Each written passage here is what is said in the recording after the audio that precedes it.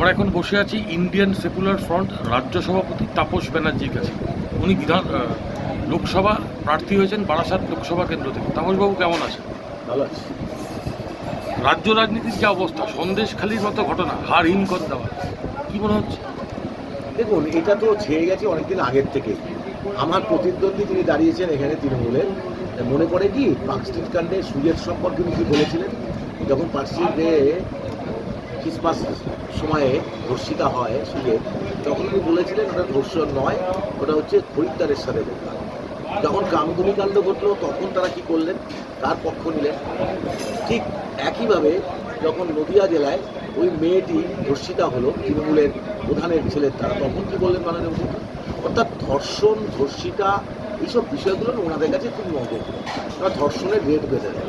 স্বাভাবিক কারণে এই আশকাটা পেয়েছে বলেই আজকে শেখ শাহজাহানের মতন বাহিনী, শিবু হাজরার মতন লোকেরা, উত্তম সরকারের মতন লোকেরা, তারা বেনামে নামে যেভাবে ওখানে রাজত্ব চালিয়েছে, সেটা সারা পশ্চিমবঙ্গে আজকে একটা মানে সমাজের রোগ হয়ে গেছে এবং তার জন্য তৃণমূল দায়ী। কোথাও একটা মনে হচ্ছে না 2011-তে স্লোগান ছিল বদলা নয় বদল ছিল।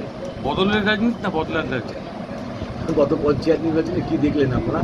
পরপর দুটো পঞ্চায়েত নির্বাচন, বিধানসভা নির্বাচনে কি দেখলেন? আমি আপনাকে বলতে পারি উত্তর চব্বিশ বারাসাত লোকসভা কেন্দ্রে অধিকাংশ পঞ্চায়েতে আইএসএফ জিতেছে, মেরে কেড়ে নিয়েছে। দাঁড়িয়ে থেকে ভোট লুট করেছে তারা এবং এমএলএরা মদত দিয়ে। এবং আজকে প্রত্যেকটা পুলিশ প্রশাসন তারা তৃণমূলের ঝান্ডা ধরাটা শুধু বাকি আছে। এবং যার জন্য আমরা আওয়াজ তুলেছি যে এই বেঙ্গল পুলিশকে দিয়ে ভোট করানো যাবে না, এদের হাতে কোনো ক্ষমতা রাখা যাবে না। তখনই বুঝতে পারবো যদি সেন্ট্রাল গভর্নমেন্ট বা সেন্ট্রাল নির্বাচন কমিশন এইটা দেয়, তাহলে বুঝবো যে সেটিংয়ের তথ্যটা আমরা যেটা হাজির করছি, যে বিজেপির ক্যান্ডিডেট তৃণমূলের ক্যান্ডিডেটের মধ্যে যেটা সেটিং হয়েছে সেটা তখনই মিথ্যা প্রমাণিত হবে। কিন্তু আমরা আশঙ্কিত, এখনও বলছি, মমতা ব্যানার্জির ভাষায় বলি, উনিই প্রথম বলেছিলেন ইভিএম হ্যাক হয়, যেটা গত বিধানসভায় মমতা ব্যানার্জির দলের লোকেরা আইপ্যাকের দ্বারা সেটা করেছে বলে আমার সন্দেহ প্রকাশ হয়। সুতরাং ওই যে সন্দেহ উনি প্রকাশ করছেন, আমার মনে হয় ওটাও কি কোথাও সেটিং হলো? তা না হলে কেজরিওয়ালকে যে ধারায় গ্রেপ্তার করা হলো, পশ্চিমবঙ্গের মুখ্যমন্ত্রী তো সেই ধারায় গ্রেপ্তার হওয়ার কথা, কেন হচ্ছেন না? অভিষেক কেন গ্রেপ্তার হচ্ছেন না? এবার ক্যান্ডিডেটগুলো দেখলেই তো আপনি বুঝতে পারছেন।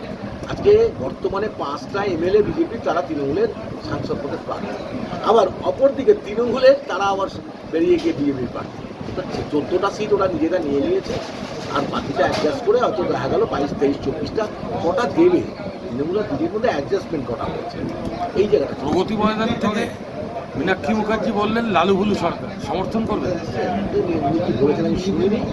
আর লালু ভুলু টুলু এইসব ভাষা আমরা ইউজ করি না। আমরা একটা সৌজন্য, মনে হচ্ছে না রাজনৈতিক সৌজন্য বা ব্যক্তি সৌজন্যতা হারিয়ে? আমি একটা কথা বলি, আমরা আইএসএফ রাজনৈতিক সৌজন্যতা একদম মানে বয়ে বেড়াচ্ছি। সুতরাং আমি কারো ব্যক্তি সম্পর্কে কিছু বলবো না, কোনো দলকে বলবো না। আমি তার রাজনীতি, তার আদর্শকে বলবো। কেউ আমার এনিমি নয়। অল আর ইন্ডিয়ান পিপল এবং অল আর মাই ভোটার। ভাঙড়ের বিধায়ক মির্জা নওশাদ সিদ্দিকী গ্রেপ্তার হলেন, প্রতিক্রিয়া? ভাঙড়ের বিধায়ক নওশাদ সিদ্দিকী গ্রেপ্তার হয়েছিলেন, প্রতিক্রিয়া? প্রতিক্রিয়া কি? চক্রান্ত করে গ্রেপ্তার করে তাকে কেনবার চেষ্টা করেছিল কোটি কোটি টাকায়। তৃণমূল কেনবার চেষ্টা করেছিল, কিন্তু বোঝেনি যে নওশাদ সিদ্দিকী সে বান্দা নয় নওশাদ সিদ্দিকী। স্বাভাবিক কারণে তাকে কিনতে পারিনি। এখন আর যে লাভ নেই, বুঝে গেছে। শেষ প্রশ্ন, বাংলার অনুপ্রেরণা চলছে, আপনারা কি প্রেরণা আনবেন? আমরা করোনাও আনবো না, অনুপ্রেরণাও আনবো। আমরা জনগণের অধিকার প্রতিষ্ঠা করবো। ভালো থাকবেন।